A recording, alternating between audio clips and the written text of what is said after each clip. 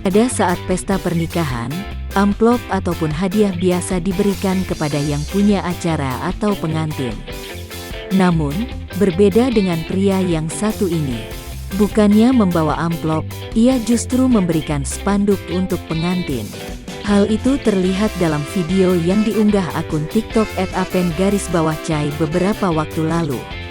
Pada detik pertama, video tersebut memperlihatkan seorang pria mengenakan kemeja biru masuk dalam sebuah pesta. Ia lalu pergi membawa sebuah benda yang dipegangnya. Ternyata benda tersebut adalah spanduk dengan ukuran lebih dari 1 meter. Spanduk tersebut berisi foto-foto aib si pengantin lelaki.